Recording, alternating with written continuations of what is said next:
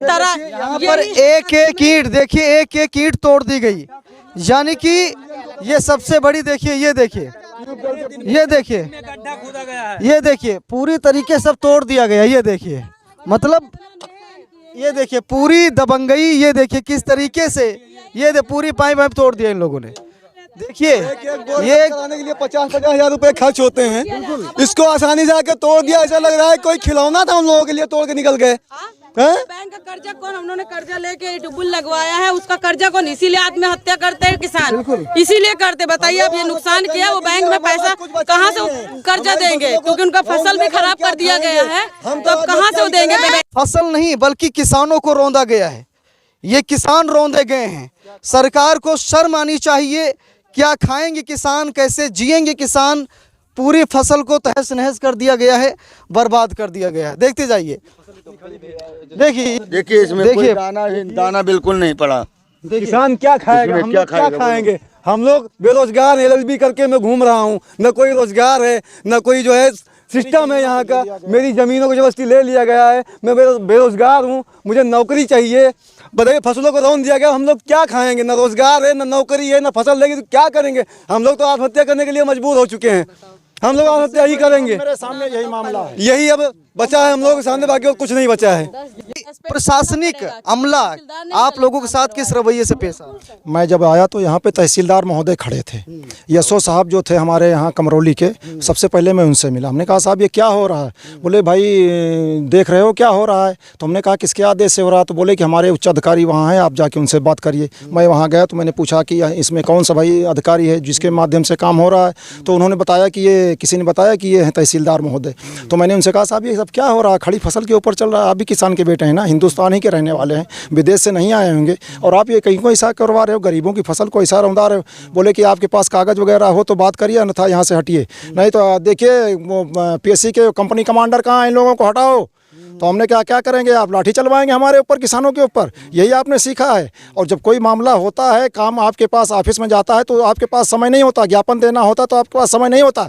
आज आप यहाँ खड़े होकर के इस बारिश में किसानों की फसल को रौंदा रहे हो। तो मैं सबसे पहले ये मांग करूँगा कि ऐसे अधिकारियों को तुरंत निलंबित किया जाए, और मेरा धरना अनवरत चलेगा जब तक ऐसे अधिकारियों को निलंबित नहीं किया जाएगा, चाहे वो PSCDA के हों, चाहे वो तहसीलदार महोदय हों, और मैंने चाहे वो SDM महोदय हों। SDM महोदय को मैंने फ़ोन किया, DM महोदय को मैंने फ़ोन किया, वो मुझे कह रहे हैं नंबर मैंने उनका नेट से निकाला और पहले से मौजूद था, उस नंबरों को बता रहे हैं कि ये सचिवालय का नंबर है, ये फलां का नंबर है, ये रॉन्ग नंबर है। इस तरह से हमको जो है भ्रमित किया है। तो इन लोगों को सस्पेंड किया जाए, किसानों की धान का मुआवजा दिलाया जाए, और जब तक मामला उच्च न्यायालय में लंबित है तब तक इस ज़मीन के पास कोई भी ये UPCDA यहाँ पे ना आए, अन्यथा किसान और मजदूर मिल करके जो कुछ होगा उस जंग में शामिल होंगे, चाहे उनको अपनी जान देनी पड़े। और इसके लिए सभी किसान एक मत हैं कि हमारी ज़मीन अगर नहीं छोड़ी गई तो हम लोग आत्मदाह करने के लिए तैयार हैं। ये भी इन्होंने कहा, जब तहसीलदार से हमारी बात हुई तो कहते हैं आपके पास तो कुछ कागज है नहीं। हमने कहा कोर्ट में चल रहा है, जब कोर्ट जो फैसला करे हम उसको मानने के लिए तैयार हैं, हम कोर्ट के खिलाफ नहीं जा रहे हैं। बोलते हैं लेकिन नाम तो है, जमीन उनका नाम। लेकिन नाम वाले तो बहुत खड़े हैं यहाँ पे, उनके नाम पे क्यों नहीं खाली करवा दे रहे हैं? क्या इनके लिए अलग काम होगा और दूसरों के लिए? ये सब कुछ तहसीलदार सर ने खुद खड़े होकर करवाया जाए, उनको सस्पेंड किया जाए। बिल्कुल, देखिए मामला कोर्ट में लंबित था तो कोर्ट के आदेश पर ही सारी चीज़ें होनी चाहिए थी, लेकिन ये सरासर मनमानी। मैं आपको कुछ यहाँ पर देखिए कितने किसान भाई, कितनी महिलाएं यहाँ पर, सब मतलब ऐसा लग रहा है कि बहुत बड़ा नुकसान, और सीधा उदाहरण भी है, लगना नहीं है। देख लीजिए, चलिए मैं आपको दिखाता भी हूँ।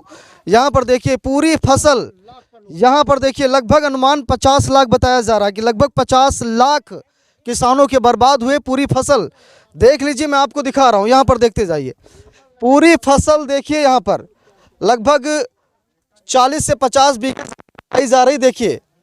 देखिए मैं आप लोगों को दिखा रहा हूँ, इधर देखिए, यहाँ पर देखिए पूरी फसल को बर्बाद कर दिया गया है। इधर आप चल सकते वहाँ, हाँ चलिए, जगह चलने की।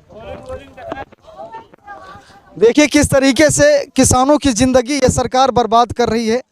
आप सभी लोग यहाँ पर देखते जाइए।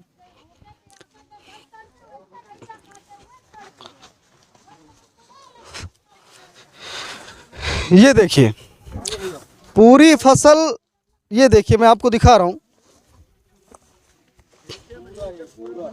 ये देखिए, ये देखिए, आगे बहुत सारा देखते जाइए। ये देखिए अभी यहाँ पर देखिए ज़्यादा दिन का समय नहीं था, कुछ दिन बाद ये फसल तैयार हो जाती। लेकिन देखिए सरकार की मनमानी और इन कंपनियों की तानाशाही, राजस्व और प्रशासन विभाग के अधिकारियों की यहाँ पर देखिए किस तरीके से दुर्दशा की गई है। ये फसल नहीं बल्कि किसानों को रौंदा गया है, ये किसान रौंदे गए हैं। सरकार को शर्म आनी चाहिए। क्या खाएंगे किसान, कैसे जिएंगे किसान? पूरी फसल को तहस नहस कर दिया गया है, बर्बाद कर दिया गया है। देखते जाइए, देखिए ये मैं आपको दिखा रहा हूँ, ये देखिए, देखते जाइए पूरी फसल को किस तरीके से बर्बाद किया गया। देखते जाइए आप लोग।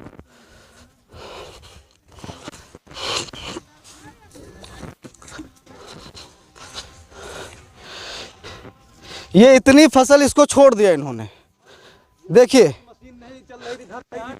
यहाँ मशीन धंस रही थी, ये पहिए देखिए, मशीन धंस रही थी, ये छोड़ दिए। यानी कि कितनी अच्छी फसल थी, ये देख लीजिए कितनी अच्छी फसल थी। अभी दानों देखिए, ये देखिए अभी दाना भी नहीं पड़ा, देख लीजिए दाना भी नहीं पड़ा इसमें, और पूरी तरीके से इसको बुलडोजर चला दिया गया। ये देखिए इसमें कोई दाना बिल्कुल नहीं पड़ा। किसान क्या खाएगा, हम लोग क्या खाएंगे? हम लोग बेरोजगार एलएलबी करके मैं घूम रहा हूँ, न कोई रोजगार है, न कोई जो है सिस्टम है यहाँ का। मेरी ज़मीनों को जबरदस्ती ले लिया गया है, मैं बेरोजगार हूँ, मुझे नौकरी चाहिए। बताइए फसलों को रौंद दिया गया, हम लोग क्या खाएंगे? न रोजगार है, न नौकरी है, न फसल लेगी तो क्या करेंगे? हम लोग तो आत्महत्या करने के लिए मजबूर हो चुके हैं। हम लोग आत्महत्या ही करेंगे। मेरे सामने यही मामला है, यही अब बचा है हम लोगों के सामने, बाकी और कुछ नहीं बचा है। वो देखिए सबसे बड़ा उदाहरण देख लीजिए, टेबल को भी तोड़ दिया गया, बाउंड्री उसकी तोड़ दी गई। ये देखिए कितनी मनमानी कर रही है सरकार, किसानों के साथ कैसे दुर्व्यवहार कर रही है, वो सारी चीज़ें देख लीजिए। राजस्व विभाग के अधिकारी थे, प्रशासनिक विभाग के अधिकारी थे, किसान उनके सामने रोते रहे, गिड़गिड़ाते रहे। ठीक है, ये देखिए पूरी तरीके से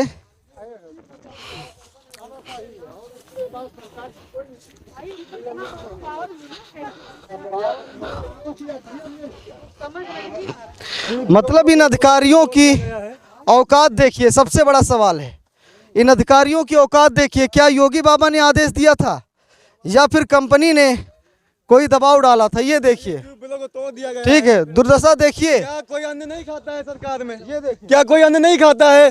कोई पानी नहीं पीता है क्या? बताइए, ट्यूबवेल तोड़ दिया गया है, हम लोग पानी कहाँ से लाएंगे सींचने के लिए? इसकी भरपाई कौन करेगा? सरकार करेगी, यूपी सीडा करेगी, या हमारे तहसीलदार महोदय राहुल सिंह जी करेंगे? हैं? ये कितनी तानाशाही!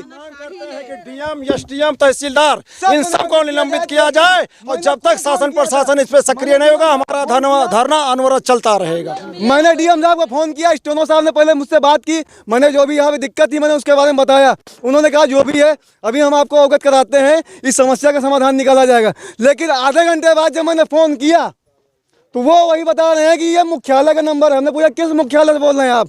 बोले मुख्यालय तो एक ही होता है ना। हमने कहा ऐसा नहीं है, मुख्यालय तो बहुत से होते हैं, ग्राम पंचायत मुख्यालय होता है, जिला मुख्यालय होता है, किस मुख्यालय से बोल रहे हैं?